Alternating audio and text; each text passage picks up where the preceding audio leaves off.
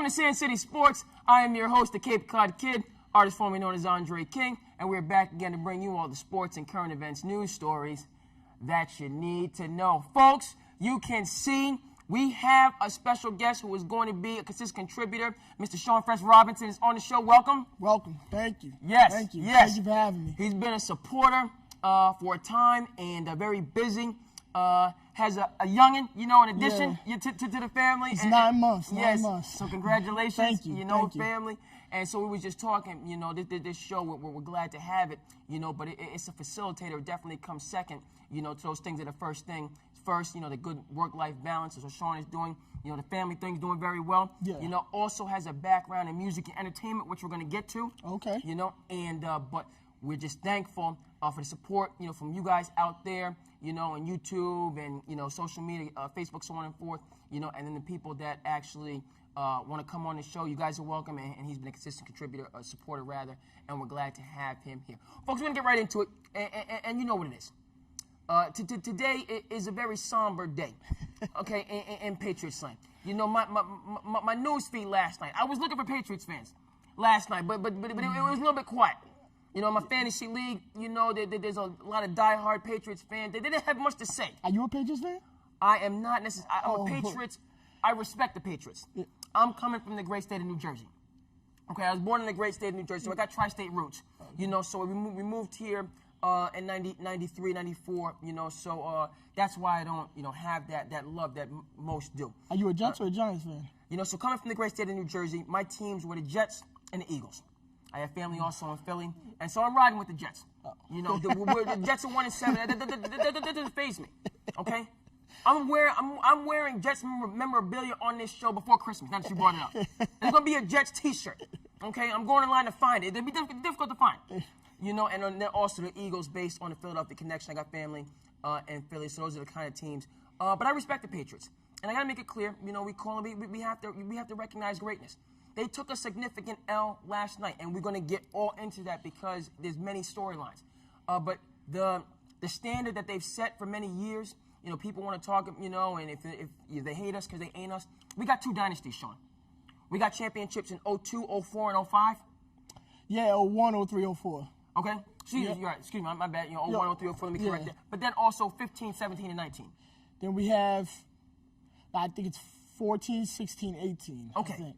Well, we will have confirmation on it. But the point of fact is there's a 10-year gap in between those runs of greatness. Yeah, we had two, everybody knows we had two Super Bowls that we went to between that. The undefeated season where, the David Tyree catch off the helmet. Yes. Once in a lifetime. Yeah, and then, when we played him a couple years later, Mario Manningham with the sideline catch. Indeed. And Wes Walker did. Dropping pass. Yeah, there was But two, it could easily, to that point, it could easily be 8 rather than 6 because both of those games were nip and tuck. Oh, yeah. With those Giants teams. And so the deference and the appreciation for the Patriots is significant with me, but I'm not one of these diehard fans. I can't, I'm not going to get on the bandwagon. I wasn't on the bandwagon when they won the first 3 Super Bowls, and these last 3, appreciate, but, I wasn't kind of like yourself and some of the people that are diehards. Oh, yeah, I'm a diehard. Sean is one of those folks that didn't turn the TV off when it was 28-3.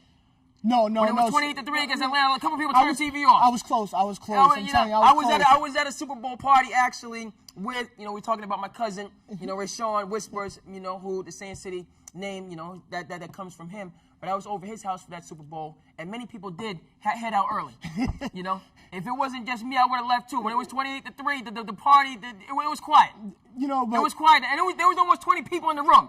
And you could have heard a pin drop. It was devastating because I was like, wow, this is about to be a blowout. I was thinking, when the Patriots lost to the Bears in '86, and when the Seahawks beat up on the Broncos a few years prior, and I was like, oh, we're about to be one of those teams on the bad end. But Brady lives for that moment. He lives for that type of moment. He does. And if you let up a little bit, he's gonna let you have it. And I think the Falcons got cocky. Mm-hmm. The owner was on the field. Yeah, they were feeling themselves. He did come down.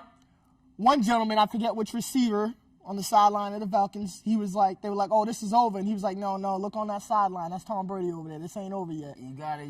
I forget who said it, but there was a smart man on that sideline. And Dante Hightower came up with a key play, too, on that sack, to take them out of field goal range. Because I think if they kick a field goal there, it's over. Indeed. We probably end up losing by 3. But, yeah, you just can't count Brady out, Last night was a tough loss. I think we more beat ourselves than the Ravens. The Ravens played great. Right. They did. Lamar Jackson, he's a tremendous athlete. But I think we beat ourselves. We, a lot of penalties that you don't see the Patriots make. A lot of, mental mistakes. Like, we couldn't get off the field on 3rd down because we had, two neutral zone infractions on 3rd downs on 2, those are 2 drives I should have stopped. We don't get that on the screen, but there was a number of penalties, which to your point is uncharacteristic. Yes. Yes, and the Edelman fumble. We were driving. Yes. We were driving. We were down 24-20, I believe. We could have drove down the field, and then it would have been 28-24. I think it was 17-13. Was it 17-13? That was the start of the second half. Okay. The Patriots got the ball. Yeah. Okay, so we were driving, and once Tom Brady gets a lead, he's not going to let up. No. But the read option, as we know, is an Achilles heel for every defense. It is. Stopping a mobile quarterback like Lamar Jackson, we haven't seen – even Colin Kaepernick tore up the lead, a few years back with that read option. But Lamar Jackson's almost on par with that Michael Vick type of skill set. He does have tremendous arm strength, so he can beat you with his arm, staying in the pocket. But, just his athleticism. He was probably hands down the fastest guy on the field last night. And, you gotta tip your hat to him, but I'm sure we'll see him again in the playoffs, which I think they're going to have to come here, and then it'll be a different, we got some game film now. It'll be a different story. Now, again, to that point, number of things to touch on there. Do you feel, because this was one of the narratives, I was just listening to The Odd Couple, Michael Hawley, NBC Sports Boston, and Odd Couple's a great show with Chris Broussard and Rob Parker. And one of the narratives that to your point about game film, some people out there are saying that Belichick kind of saw the writing on the wall and took his foot off the gas because he didn't want to necessarily tip his hand should they meet again in the playoffs, which is likely. Did you see that or feel it? For me, I don't believe that. Bill Belichick, the greatness that was referenced, and we'll reference as many times as necessary. One of the many kind of quotes that he has that I follow is you don't win 16 games in a row. No. You win one game 16 times. Yeah. That's how you go about, building up a dynasty. And so it's very helpful for me. And so, for me, I don't believe Belichick, takes any possession or any game. He's going to do the best he can. Obviously, you do think about the big picture versus, but I thought, that was their best effort, and the Ravens just happened to be better than them that day. Before I kick it back to you, you brought up the read option. John Harbaugh, for me, has to get a lot of credit because he has, in many respects, reinvented the run game in the NFL with this innovative offense that he's created. The 2 tight ends. We'll get the name. I forget the particular term. It's different than the read option in terms of how they organize their run game to leave all options available, both run, play action, so on and forth. But it's unique.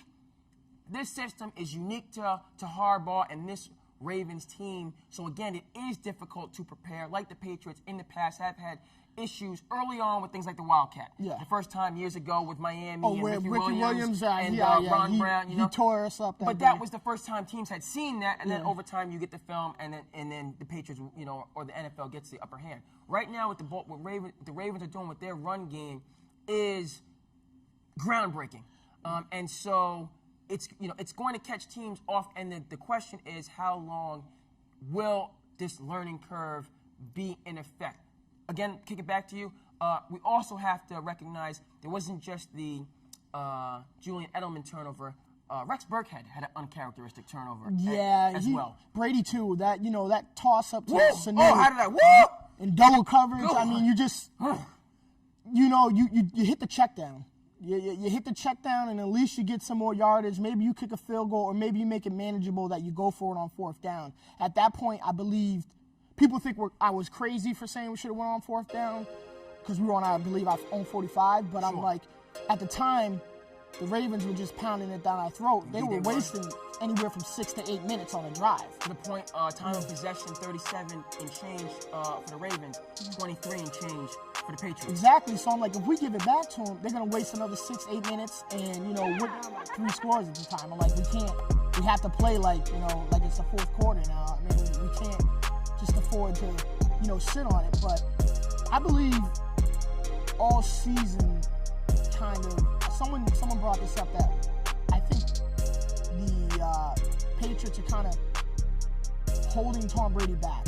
I don't think they're really... Elaborate, because that's interesting. I haven't heard that now. Because what we're hearing today, is when you see one of, a little bit of a chink or a crack in the armor, people are ready to throw the baby out with the bathwater. Yeah. And to your point about that interception, it was absolutely egregious. Yeah, it was. I don't know what it was. Sanu was about 5 yards away. He basically threw it to Peterson, got the interception. And again, Tom Brady being 42 years old, and when you go in a situation, you see him out there. I mean, his age was definitely showing.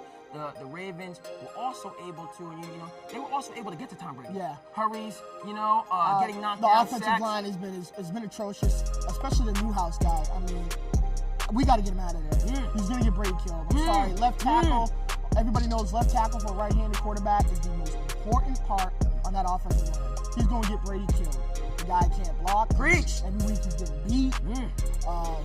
And it's just, I don't know, it was just, like you said, it was egregious. But when we started doing that no-huddle offense, start the third quarter. Yes. Yeah. I think Brady went over to the sideline and said to Josh McDaniels, hey, look, it's not working. What you're doing is not working. Let me go out there and do what I do. And even the Ravens defense said we had no way to stop it. We were getting out of breath, we were running out of, energy. That's the stuff that I think they're holding Brady back, There's been a lot of times where they tried to get cute and do some running plays where I think they should have did some pass plays. And, Brady's 42. You want to kind of preserve him for the playoffs. I understand that. But when you got a quarterback of that caliber, generational talent, probably the best that ever do it, you got to let him rip. He's been doing it, for 20 years now. You just got to let him rip. He's seen every defense that you could possibly throw at him. So you just got to let him rip. Brady is a team guy. He puts the team first. I understand that. But sometimes you need him to act like a diva. Sometimes I wish he would just act like a diva a little bit, and be somewhat selfish out there, and not so much put the team first, because these guys will follow him to the gates of hell. Yeah. We all know that they would, and they trust him. And how can you not? He's got 6 rings. Yeah, 6 rings. Close to 8, like we said. Close to 8. He's been in every Super Bowl. It's not like he's been blown out. He's did his thing in every Super Bowl. Even when we lost to the Eagles a few years back, he broke the NFL record for most passing yards in the Super Bowl. So, and probably would have won if it wasn't for that strip sack at the end, which is still heartbreaking to me, because I hate to lose to Eagles fans. I'm sorry. You guys are obnoxious. There was some Eagles banners, flying around here in Tourstown. I was surprised, but they did. With the Eagles again, that's my roots. But I made a note. Anytime you have a courthouse and a holding facility in your stadium, you know that your fans are little nuts. Are definitely fanatics. They booed Santa Claus, and so the hype is real when it comes to the Eagles in terms of the fanaticism, and they're definitely not. They're not humble winners. Oh no, they're not humble winners. In terms of Brady and letting it rip, that is a narrative I haven't heard, and it's intriguing. In terms of now the Eagles Super Bowl for Brady was historic. Yeah. His performance against the Rams, that was a win that more so relied on the defense. Exactly. And Bill Belichick, 13-3. The Rams also had a stout defense last year too. Yeah, and there was the play to Gronkowski to open the game up. And the plays, as Brady consistently does, when the plays needed to be made, they were made to get that done. So just because he didn't throw for 400 or 500 yards, he did what needed to be done to get the done. I just want to really quickly, in terms of and then back to you, because that's again a point I haven't heard. I just would like you to elaborate further. Is that this was the storyline surrounding Aaron Rodgers and Matt LaFleur in Green Bay, in terms of the new coach coming in with the system and Aaron Rodgers, the first ballot Hall of Famer who have been there. Exactly. And how are these two going to get on the same page? Now, Rodgers has had ridiculous games, 5 touchdowns, so on and forth, and so those two are definitely clicking. They're of the same mind, and it's working. Even though they had an off week against the Chargers yesterday. And it happens. it's working. I haven't, in terms of Josh, Josh McDaniels and Tom Brady seem to be kind of the same mind. They seem to be in unison. And also, the run game, particularly when the Patriots were down 17-0, and they got it close to 17-13. White was getting some yards. White was, they were moving the ball, and then he had to pass, all the way down. Yeah.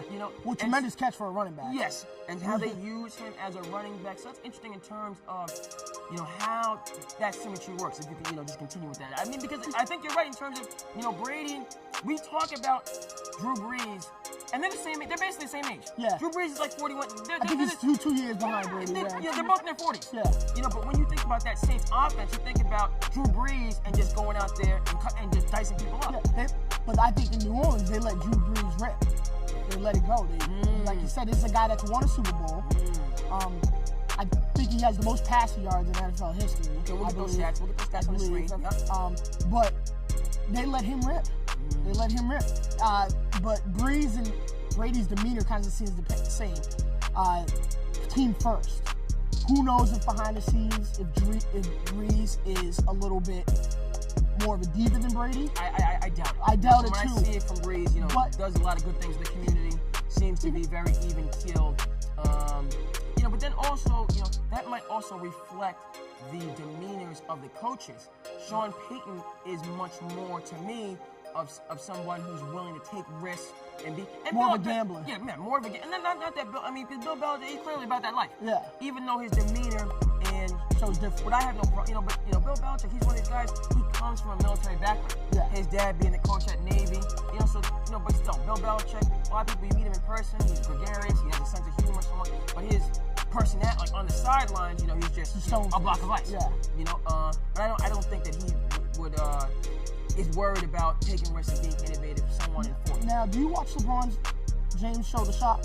Have you ever seen it? I don't watch it. I'm familiar, but I haven't watched episodes. Okay, I've watched an episode and Gronkowski was on the episode, and he says nobody gets star treatment in women, not even Brady. He said Brady gets treated like every other player. There's no superstar treatment. The Patriot way. The Patriot way. Sometime the Patriot way can bite you in the rear end, as we've seen when he benched, Malcolm Butler in that Super Bowl with the Eagles. All right.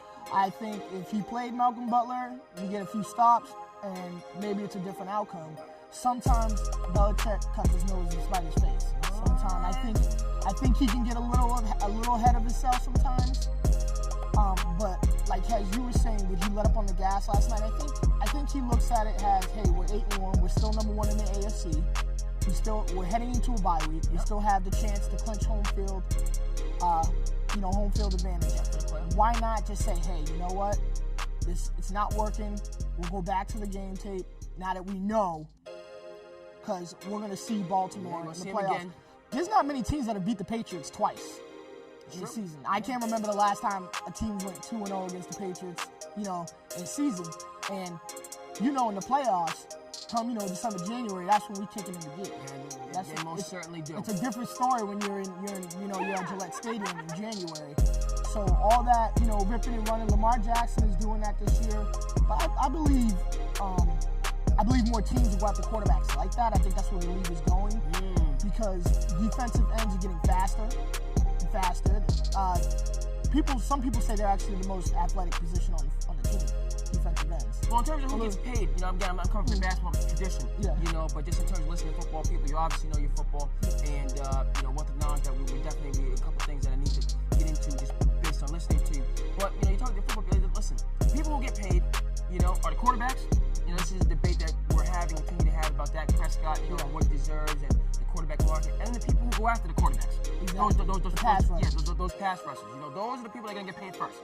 Everybody else, you're gonna eat after that. Yeah. But in terms of Lamar Jackson, what I would like to ask you is, because it's a narrative that was circulating today in terms of, okay, now people are looking at Lincoln Riley coming to the NFL. In terms of he's on the verge of having 2 Heisman Trophy winners. You have Baker, you have Kyler, and it looks like Jalen Hurts is going to be the next one. Jalen Hurts is going to be a top pick, between him and Tua, could change the franchise, so on and forth. Now, in terms of that narrative, what I have to say is this, look, a couple things. First of all, these college coaches, just like in basketball and football, they are backing up the Brinks truck. They're backing it up. Isaiah Thomas looking for Brinks truck. You know, you need to go to talk to Coach K and Dabo. Because the money these guys are getting, it's just absolutely absurd. I'll get crazy because I need to get crazy. Because the fact of the matter is this, listen, Coach K, if he was in the NBA, he would be the third highest paid coach in the NBA. If he was in the NBA. Why do I get so animated? Because the man only has to coach 40 to 45 games tops. And that depends on how far they go in the tournament. Okay? He's not coaching 82 games plus playoffs plus championship to get that money. Okay? So, in terms of college, people talk about Lincoln Riley. Listen, Dabo Swinney just got paid $93 million over 10 years. That's $9.3 million a year. I'm not a football guy, so I had to look this up. He would be the 5th highest paid coach if he was in the NFL. That's for a maximum. Last year in Clemson won the national championship. Total of 15 games. That's with the Natty. 15 games total. In the NFL, it's 16 game regular season, then playoff, then Super Bowl. Okay? So, the college, you know, in terms of paying athletes, that's a story for another day. But in terms of bringing, I think that people are going to go after Lincoln Riley, you know, across the NFL. You know, but I think he has a choice because he can get all that money and have all that control and be more influential than the governor staying at home in Oklahoma. What the heck does this have to do with mobile quarterbacks? Jalen Hurts is the next man up. And my point, and we'll take it back to you, Sean, because you're the football guy, and I need your opinion on this. Okay. Because you know your football. But with Lamar Jackson and his success, I think it has a lot to do with going to Baltimore and playing for John Harbaugh. I think Baker Mayfield is talented. I think Freddie Kitchens is not talented. Okay?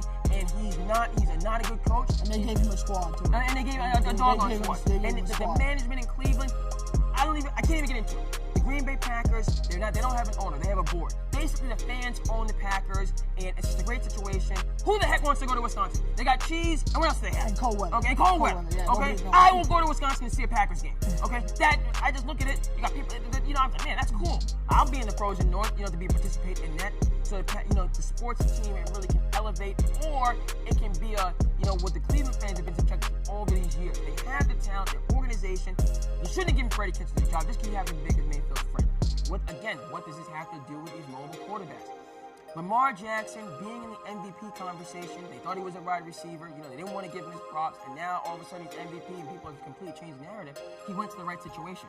Kyler Murray in that game last week is my fantasy quarterback. I had Drew Brees, and I had to bring him in as backup, so my team was hurt. Kyler gave me 27 points last week. Okay, I thought I was going to. I still took it out. He's a bit undersized. You know, he's a bit undersized, but they scored 25 points against San Francisco. Drew Brees is undersized too. Yeah, I don't mind, you know, because we go back to Doug Flutie. Yeah. Doug Flutie balled for the Chargers before Drew Brees got there, and should have been in the NFL a long time ago if they didn't hate on the man. He was up there in Canada getting championships for some time. We're gonna get that stat for you and those images on the field because it needs to be said. Doug Flutie, 5'9", Natick, Massachusetts. Heisman Trophy winner out of BC, that pass against Miami, all right? So they shouldn't have hated on him years ago, just like they shouldn't have hated on Randall Cunningham, they shouldn't have hated on Doug Williams, they shouldn't have hated on Michael Vick, okay? My freaking point is this. Jalen Hurts, like Kyler Murray and like Lamar Jackson, needs to go to a situation where he has the organizational strength to harness and get the most out of his talent. I think Baker Mayfield is talented. Yeah. Freddie Kitchens is a bum. And you look at what's going on in Cleveland, and that's the difference for me in terms of, you know, these mobile quarterbacks, so on and forth. Sean, your thoughts on that in terms of, you know, these mobile quarterbacks and how they're changing the league, so on and forth? It's the dawn of a new day. The pocket passer is dead. Like I said, defensive ends are getting faster. Linebackers are getting faster. I mean, you got guys that are 6'4", 6'5", now 260, running 4.4s, 4.5s. That's coming at you very quickly. Quarterbacks have to be able to escape. You have to be able to use your legs. That's just where the game is going. Humans evolve. We become quicker, we become stronger, and you have to evolve with the game. Lamar Jackson isn't the first. You won't be the last. You know, Michael Vick was something that the game's really never seen before. And, you know, I'm just going to touch upon it. You know, when you have a quarterback with that speed, probably a black quarterback, they always try to tell him you should be a wide receiver. Mm-hmm. Who's the one they recently moved the wide receiver? I mean, he wasn't the best, but he was fast. Ohio State quarterback? Terrell Pryor? Yes. He was a quarterback, and then they ended up moving him to receiver. Granted, he's not Lamar Jackson, but I think a lot of teams are going to go for that type of quarterback now. Colin Kaepernick, I liked Colin Kaepernick's game, and everybody tends to forget that he was a couple plays shy of winning the Super Bowl. That, you know, when they won once they had the electrical issues, the lights went out versus the hardball. Yeah, and Kaepernick had an arm on him. Not only did he beat you with his feet, he really liked to stay in the pocket and pass. He wasn't a run-first quarterback. Lamar Jackson, they say he's a pocket passer. He looked comfortable in the pocket last night, but I really think he likes to beat you with his legs, which becomes dangerous because you can only get hit so many times. As you can see with RG3, what happens with quarterbacks like that. Cam Newton's starting to feel the effects now of running so much. He's not the same. So these guys have to learn to protect themselves, because what happens is you run on a defense. Say you get a couple good plays, you run on defenses. These defensive ends, they start to get aggravated. And I can see with the Patriots defensive ends, they were getting they were getting frustrated. There was some fury on that sideline. Yeah. So when they zero in on you, they're gonna ring your bell. They're gonna ring your bell every time. So these guys have to, they dive, they have to slide, they have to protect themselves. But I believe that's where the game is going. Pretty soon, all 32 teams are gonna have a running quarterback. All quarterbacks will be able to scramble. Aaron Rodgers can scramble. Russell Wilson? Yeah, Russell Wilson. And Russell Wilson is very underrated. I think he's probably, I would say, I'd actually put him before Aaron Rodgers, I would say, Brady, Breeze, Wilson, and Rodgers. I think those are the top 4 quarterbacks in the game.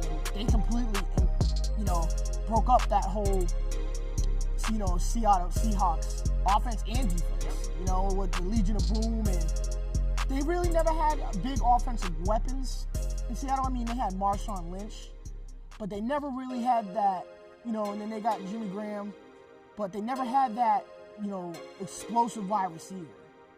The wide receivers made plays, but it's easy for a wide receiver to make plays when you got a quarterback that can scramble, because they can extend the play, and defensive backs can only guard for so long. You know what I mean? Eventually, if you can extend the play, run out of the pocket, extend the play, these receivers can break off their route and get open. They'll find an open space. Like I said, you can only block somebody, you can only guard somebody for so long without, before you catch a penalty. So it's like there's no stud receivers on that Baltimore Ravens offense. It just makes it easier when you got a quarterback that can scramble like that and open things up for everybody else. And just to go back on college football coaches and college basketball, especially college basketball coaches, I have to tend to give them more credit than NBA coaches. For the fact of the matter that these guys have to stay consistent, have a consistent program every year, and they can lose players after 1 year. It's not like in the NBA where you can sign a guy for 5, 6 years and 4 or 5 years and he's with you. Indeed. These guys have to withstand those program standards. And, you get a stud, freshman year, he goes off, he's out of there, and then you got to find the next one. So it's very hard for these. I think college coaches should be paid because they have to continue to, keep up those standards, and it's very hard when players can leave after 1 year. And in college football, you can leave after 3. So it's a little bit easier, but college basketball, it's very hard to, keep up those standards. So you really have to give them credit. College players should be getting paid. Not saying they should, they should be getting paid a lot, but God forbid something happens and they can never play, again. They need some type of security, something to fall back on. When your industry generates over $1 billion, exactly, and you are the workforce, exactly, a scholarship worth, $40,000 maybe, over 4 years, is not the equivalent of the value that you bring. I agree 100% there. And these kids, they have nothing.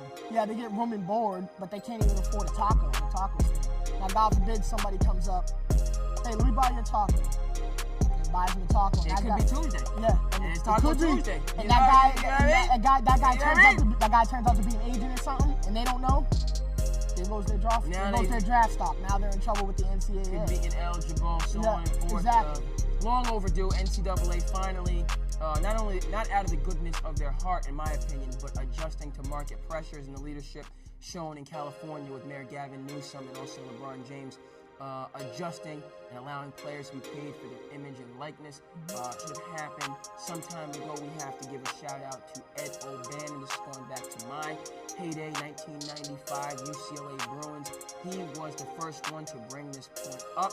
It has been held up in court for well over 20 years, and now finally we are starting to see some progress. Outstanding. One thing that the NBA knows. College basketball, not so much with the NFL, but kind of the NCAA, the NFL, they kind of got the players, right where they want them, because football isn't a international sport yet. It's not, it's based in America. Yeah, it's just basically in America. Now, with college basketball, these kids can start saying, hey, why am I going to go to college if they're not going to take care of me? I'll just go over to Europe for a year. You only have to be removed out of high school for one year before you can join the pros. So instead of me going to college and playing for a college that makes so much money not paying me, why not go over to Europe for a year, get some money, and then join the NBA draft? This is what LaMelo Ball is doing. Also, R.J. Hampton, who are doing very well. In Australia, there is talk about Adam Silver getting rid of the one-and-done rule and allowing players to go right into the NBA and or the G League. And so, positive and necessary developments. In conclusion, a lot about the Patriots. I do need to ask this. We have the bye week, and you mentioned home field advantage, which is going to be crucial. So the Patriots have obviously the one loss, and the Ravens have 2 losses. But the Patriots' schedule, these next 5 games, really to me, is significant. Now, we have a bye week, you get a chance to get healthy. But what I'm looking very closely at is they come back to the bye week, they're on the road at Philly, okay? And then the next week, it's the Cowboys at home. Both of these franchises are in basically a 15-round brawl, because the only way they're going to make the playoffs is if they win the division. Yep. Both of them. The NFC is so stacked. Okay, there's no chance. If they don't win, I don't care. They have to win the division, both of these teams, in order to make this the playoffs and validate their entire season. This is the Eagles who just won the Super Bowl 2 years ago, and the Cowboys, with all this money, Jerry World, so on and forth. So those are the Patriots' next 2 games. They have the Chiefs at home, and they're going to go on the road to play the Texans. Deshaun Watson, another MVP candidate. Another mobile quarterback. Now, what's benefit the Patriots, and this is what, the Patriots people have said, Rob Parker, they play in the AFC least. I hate that. They play. Okay, I really hate that. Okay, so we'll get to some of that. Cause I call in, I see him, on the, listen to him so on and forth in the Odd Couple, and he's a contributor on the Fox, but he definitely, does not like the Patriots, doesn't like Boston, and makes no bones about it. So I'm interested in your opinions on him. Here's my question, and then you can get into, all of that. To me, the Patriots can lose 4 or 5 games. They lost 5 games last year. They can lose 4 or 5 games this year. And what I definitely want to hear your opinion on, they had to go on the road to Kansas City last year to get that W. What that win did for me in terms of my respect for the Patriots, I can't even get into it, okay? Because that was a game I thought they were going to lose. This Patriots team, this year, without Gronkowski, so on and forth, do you see them losing home field advantage in the playoffs based on the toughness of their schedule? If they lose home field advantage, will they still be able to make a decision? Yeah, they proved it last year. Okay, they also had Rob Gronkowski last year. That's true. They proved it last year that they can win on the road. And Belichick will find a way. He'll find a way. Don't get me wrong, Gronkowski is probably the best tight end that ever played the game. Generational talent. But I think we could win on the road. But, it's obviously, I don't think there's a sport as much as football that you need that home court advantage. A home field advantage matters, a lot in football. Having that AFC chip in lot. Foxborough. And the thing is, playing in New England in January, it's cold, snowy. Yeah. Teams don't like to come here and play in that. We use that to our advantage. Yeah. So you want teams to come here and be uncomfortable, and I don't worry about Philly. I see us beating Philly. Sorry. Okay. All right, no, I'm just saying, it's in Philly, and these are 2 must-win games, for both of these teams. Exactly, but I think we beat Philly. Okay. Philly's been hot. I mean, they're 5-4 now. Yeah. Dallas has to win tonight. Okay, Dallas, that's the Giants. They have to win. Dallas is overrated, I believe. I believe. I'm not afraid of Dallas. I believe Dallas is overrated. So I'm not worried about Dallas. The Chiefs, if Pat Mahomes is back, he's going to be back. Obviously, that changes everything.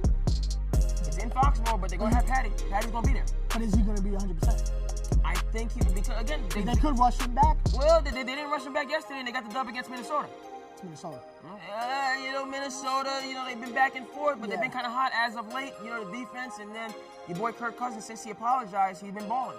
Diggs stealing, the running back, Dalvin Cook might be the best running back in the, that's McCaffrey. But Dalvin Cook's right up there in that conversation, so I think you're going to get a healthy Patrick Mahomes. It's in Foxborough, but he's going to be healthy. I think it's going to be a dogfight. It's definitely going to be a dogfight.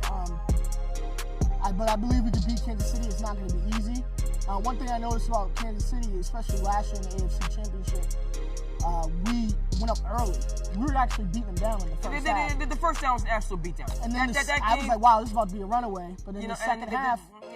The Chiefs came. But that first half, in terms of what they did, and Andy, you want to talk about, listen, man, all this dynasty talk, I come from Barnstable, that's my, the tradition, and we have, our girls volleyball team been dominant, for some years, and so, but, what we forget sometimes these dynasties is other people want to win. Yeah. You start talking about, John Wooden and the 14 so on, but you forget other people are just as hungry for success as that dynastic team or individual. What does that have to do with Kansas City?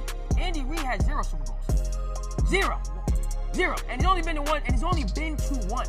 This is a football life. And he's a good coach. And he's a good coach. This is someone who's invested just as much time, just as much energy, just as much dedication. All the things that we praise Belichick for. He's not the only one out there doing it. And Andy Reid's at the top of the list to get 1. Belichick had 6. And so last year, I was like, Andy, it's in camp. This is your moment. That first half, that they smacked them silly. Oh, yeah. Smacked them silly. But they made the adjustments and made it a game in the second half. But then in overtime, Sean, it wasn't close. The Patriots won the toss and marched all the way down the field. We don't need a field goal. Don't give us the ball. We don't need a field goal. Don't give the Patriots the ball. Okay, we don't need a field goal. Okay? Touchdown, end of story, go home. It's in Kansas City. It was cold, I believe, too. It was it was like a record blow that or something. victory, and so I give a lot of credit to Pete, but I just don't trust Kansas City after that. I can't trust them. I can't trust them. Their defense. They don't have the defense. They don't have the defense they used to. Kansas City used to be known as more of a defensive Derek team. Thomas. Yes, and who's the other guy? They had Peters was on there. They had Eric Berry. Derek Thomas is some generator, but yes, more recent. And then who they had Justin Houston. You know more better than I. Yeah, Justin Houston was on that team. Kansas City, but one thing I noticed about Kansas City, they find these running backs. They had Priest Holmes, and then the guy that just had the issues and ended up trading Kareem Hunt. They brought in Shady. Yep, Shady McCoy, who I can't stand. But yeah, it's going to be a dogfight. I respect Kansas City. I like Patrick Mahomes. When he went down, I wasn't like, a lot of Pats fans were like, yes, okay. And I'm like, no, because I'm the type of guy that wants to be the team at its best. I don't want anybody to be like, oh, well, the only reason why you won is because so-and-so didn't play. And then you kind of always have to put an asterisk near that win. So I want to play a team. I want to play a team at its best. Being a Boston sports fan, we're spoiled. Yeah, true. We're very spoiled. Pattern USA. Yes, but the 90s was a dark time, Boston sports fan. It was. But, we're enjoying these wins. In my lifetime, I was fortunate enough to see Boston Celtics championship, some Red Sox World Series, which my grandmother was a diehard Red Sox fan, never lived to see them win a World Series. A Bruins Stanley Cup, almost 3 of them. Yeah, almost got one last year. Yeah, almost got one last year. But that's why I don't hate on the Golden State Warriors. Because I can respect the dynasty being from Boston. I'm like, whatever, Golden State's hot. I'm not going to hate on that because we have a dynasty. Yeah. So who am I to look at us having dynasties and get mad at Golden State? Do I still think that Bulls team beats them at 73-19? Yes, I do. I just think, the NBA was different then. Guys were stronger, a lot more hand checking, Yes. I think it was a lot more tougher. You can't, and, I hear a lot of people with, comparing LeBron to Jordan. LeBron's bigger, faster, stronger. He might not be faster. He's bigger. But does he have that Jordan? Jordan's a killer. Yeah. He has that killer mentality.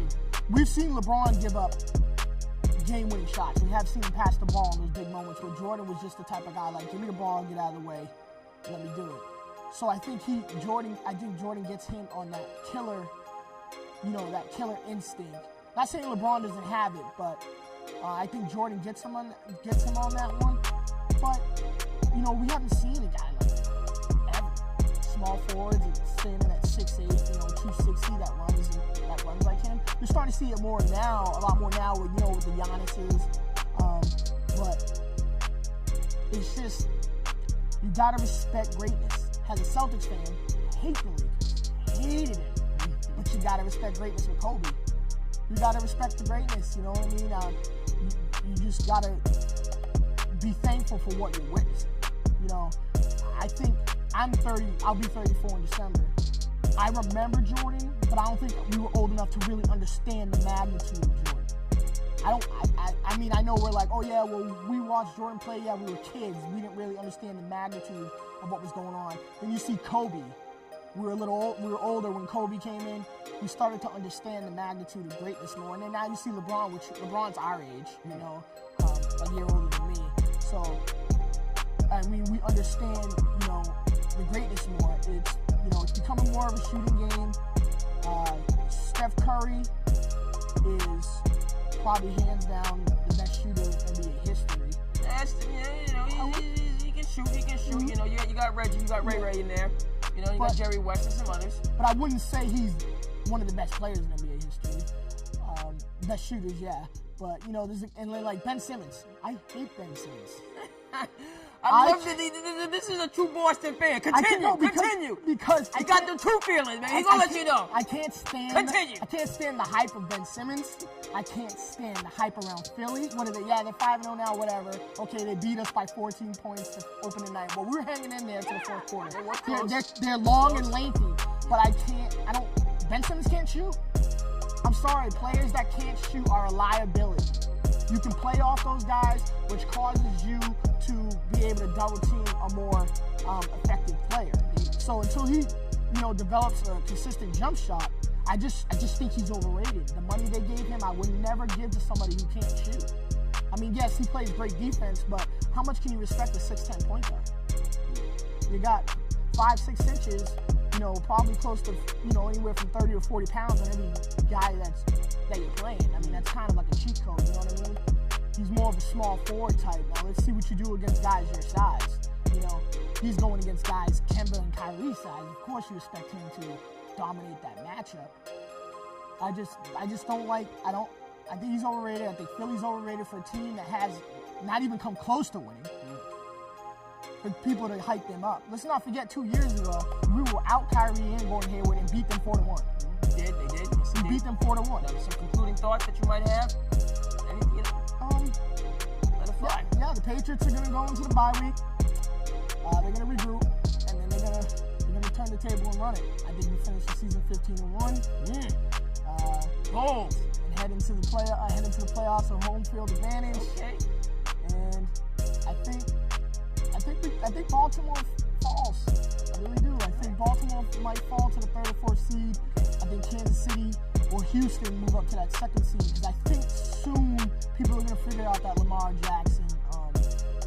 You know, I will get. You know, it's like we'll get the name for their offense. You know, the double tight end, so on and forth. But it's new. It's different. But you think that the learning curve, you know, it's going to come around. It's going to come around. We'll get, you know, enough film, you know, to be able to neutralize it. It's definitely going to come around. You know, maybe more. You know, maybe less linebackers, more DBs because they tend to be quicker. You know what I mean? And you don't blitz so much. You know, maybe you drop back in coverage with him and you spy him and just keep him in front of you. Indeed. You know what I mean? Because if you can guard everybody on the field, which if you throw a bunch of defensive backs out there, you can. You really, what killed us is his tight ends really got into a lot of one-on-one coverage with our linebackers. Anybody knows when a linebacker's in coverage, it's usually the matchup a quarterback looks for. Unless it's a linebacker like Jamie Collins is very athletic, he can keep up with a lot of people. But you know, you got Dante Hightower, Kyle Van Noy, they're great linebackers, but they're not good in coverage, they're not fast enough, you know, to really keep up with these tight ends. So I think you drop back in coverage a little bit and you play more DBs and less linebackers, you probably will give him fits if you keep him in front of you. You know, it's just like for instance in basketball, if you got a guy with a quick step and a quick handle, you're not going to play really up on him. You know, you got to give him more space in case the blow by. So you got to kind of look at it that way with Lamar Jackson. I think teams will figure that out. It's going to start getting really cold. Those hits, he's not going to want to take those hits in that cold. Playing in Baltimore, everybody knows when you get hit in the cold, it magnifies it 2 times. So he's going to have to sit in that pocket. You're going to have to force him to pass. I mean, they got Hollywood Brown. He's fast, but he's not a stud yet. He's not a Tyreek Hill. He's not a DeAndre Hopkins. Now, the Texans, they scare me because they have big play receivers. You know, they got DeAndre Hopkins, they got Will Fuller, they got homeboy from the Dolphins that just got traded because we all know because he was beefing Kenny Stills because he was beefing with the owner. Those are all guys that can take the top off the defense. Every one of those guys is fast. And then when you throw in Deshaun Watson, who's fast, it's like almost like pick your poison. You know what I mean? So I really think the Texans have a tendency to be more, maybe even more dangerous than the Chiefs. We're going to see. The Patriots got to go on the road there. That's going to be a marquee game for me. Concluding topics, folks. Go out and check out Dolomite on Netflix. Eddie Murphy's new project. I've been hearing great things. Also, we referenced Martin Scorsese, The Irishman, coming out on Netflix over Thanksgiving. Ford versus Ferrari. Matt Damon, Matty D, coming from Beantown. We'd like to see that. And the Harriet Tubman movie, what I have heard from the Harry Tubman movie has been outstanding. This is Oscar season, so in terms of we start with sports, but we do the whole culture. Yeah. You know, this is about artistry and creativity and innovation and about lifting the society as a whole, so all those type of projects are exciting. Folks, that's going to do it. Go ahead and comment, like, and subscribe as you feel the need. I am your host, the Cape Cod Kid, artist formerly known as Andre King. We are thankful. Sean, first show, you did outstanding. Thank you. You did outstanding, so you did outstanding. And we're happy to have him. We look forward to seeing him again. He did a great job. I'll definitely be back. Indeed, indeed. And we will see you here again the next time. Peace.